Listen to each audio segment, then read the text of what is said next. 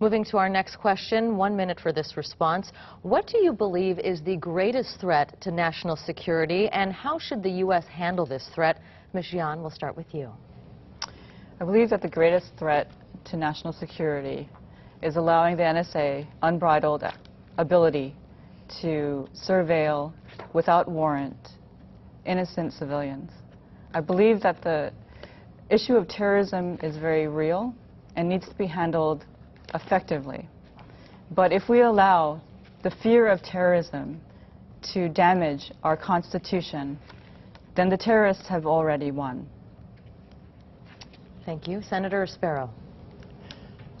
The greatest threat to national security is ignorance, lack of education, and poverty.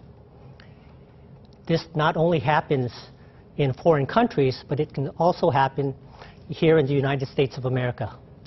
We need to elevate all the people of this world, support our allies, and help those countries that need our help and assistance.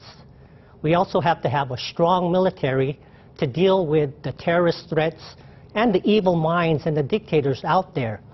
We are the greatest country, the greatest democracy in the world, and the world does depend on us. However, we have to have collaboration with our allies and other nations to deal with the problems, but certainly if we can help people elevate themselves and prosper, we can deal with the national threat problems. Thank you. Councilman Chang, national security. The greatest threats to U.S. national security today are the world leaders who are going rogue, who are acting like children, and who are essentially holding the rest of the world hostage to meet their demands. We read about Russian-supplied weapons attacking civilian airliners, killing hundreds. We read about North Korea's threats to restart its nuclear program, to end the armistice that closed the Korean War. And actually, President Putin and President Kim are acting like children. That's why it's the responsibility of the United States, of the European Union, of Japan, and other important players in the international community to be the adults in the situation, to draw clear boundaries, to isolate these countries with a combination of sanctions and very clear directions. That's the only way that in the 21st century, the United States can express clearly its enforcement of a peaceful world order. Thank you so much. Councilmember Anderson. The biggest threat to United States national security is spying on our own citizens and not directing our efforts to the true threats to United States security as well as the global security of the entire world. We do have some leaders in this world, as well as certain countries, who've decided to go rogue for whatever reason. But yet the United States still spends a significant amount of time spying on our own citizens. I would much rather see the United States Congress, as well as the administration, work together to focus on who our real threats are around this world, to try to bring some real global security back to the world by focusing on the real problems, not spying on American citizens. Councilman Manahan. Thank you very much. You know, foreign policy is not a luxury. It is the price we pay for living in a global society.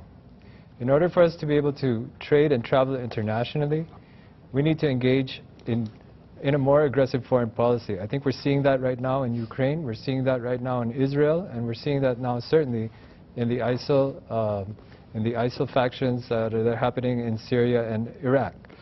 When there are pockets of instability that become militarized, we can see how dangerous it can be for all of us in the international community. America needs to step up right now and take a leadership role and address these issues, not just by giving aid and sanctions and talking to people, but we need to address the underlying issues, and we need a good strategic plan to be able to do that. Thank you. Senator Kim, the greatest threat to national security and how the U.S. should move forward on that. The greatest threat to national security is people and countries who have no tolerance for differences of religion. And we are seeing that it is this lack of tolerance that is causing a lot of unrest and conflicts within the world.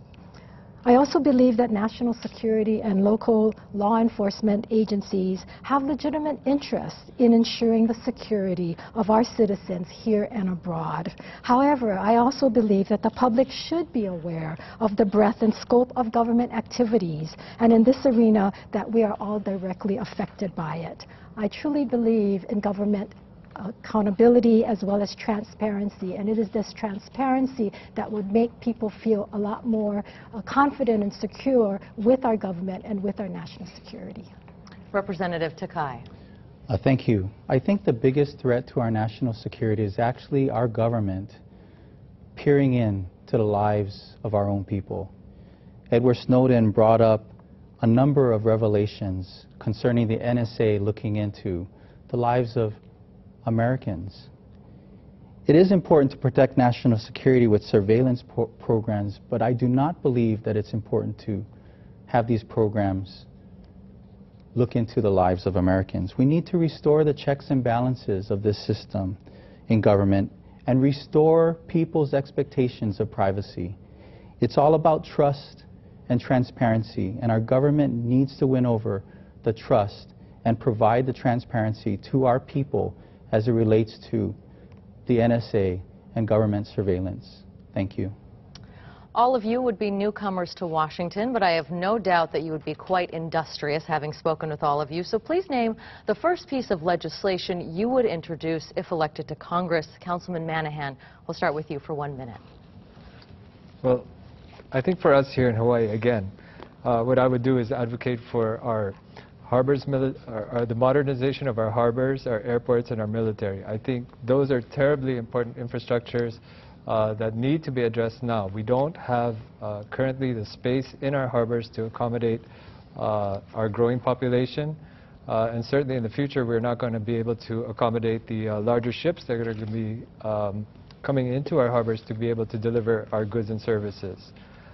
Airports, that's a huge issue right now. We've fallen so far back on repairs and maintenance, and I would work to address airports modernization because that is so important to our industry. It's the first impression that we give our tourists and the last impression they take when they leave home with them. And finally, I would also work on the modernization of our military infrastructure here so that we can keep them here and see to their well-being here. Thank you so much. Councilmember Anderson. The first thing that I would do upon getting to Washington, first and foremost, is to meet with my colleagues, form friendships that would build into relationships and partnerships for the state of Hawaii, much the same as Senator Daniel Akaka did when he was our ambassador of Aloha in Washington. Then I'd get to work right on the budget. As I mentioned earlier, we have roughly $20 billion in federal funding that comes to Hawaii every year. The only way to ensure that those monies continue to come to Hawaii is to be able to build friendships and relationships so that we can build support for those monies to continue to come here. Thank you so much. Senator Espero. The first measure I would introduce would deal with the National Park Service. There was a recent report that said every dollar invested in the National Park Service can bring at least tenfold return for the community. I've been working with the Japanese Cultural Center of Hawaii, the National Park Service, and many other stakeholders for the preservation of the World War II Honouliuli internment camp and POW camp. This is a camp in the Kunia area that unfortunately deals with a sad chapter in American history. But we are looking at building and creating an educational center and a memorial at this Honouliuli internment camp, and I believe it would be in the best interest of our nation, and it would assist tourism as well. Thank you. Representative Takai, the first piece of legislation you would introduce if you make it to Washington. Thank you very much. In 2003, I discovered an obscure provision of federal law called the Impact Aid Law. We worked hard together with military housing officials and Department of Education officials to put together the application. In 6 years, we delivered $40 million to our state's Department of Education. Now, why is that important? The very first thing I'll do as a member of Congress would be to go to Congress to propose that the federal government pay an impact fee or impact aid for people coming from the Compact of Freely Associated States. Micronesians, Marshallese, those people that are coming because of a commitment made by the federal government, and yet the federal government is not compensating our state for things like education and health care. That's what I would do in Congress. Thank you. Councilman Chang. The first bill that I would introduce in Congress would be not just to protect, not just to defend, but to expand Social Security and Medicare. Actually, it's a really deeply personal issue in my family. My dad's 85, and our family, we care for him at home, where he likes to be, where he belongs. And for us, Social Security made the difference in whether or not we could have a hospital bed for him so that it would be easier for us to take care of him. And I know millions of families are in the exact same position across the state and across the nation. You know, the average Social Security benefit is only $1,300 here. And we know in Hawaii that's a really tough existence.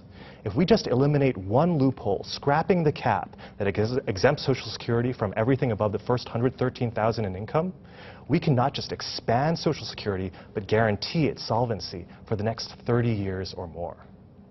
Thank you. Ms. Jian. I am the only candidate who has never accepted money from biotech corporations. The first bill I would introduce would establish GMO labeling, but would also work or allow home rule so that local jurisdictions would be able to do the same on the ground level. I would also include pesticide disclosure and buffer zones around schools and hospitals and local areas. Thank you so much. Senator Kim.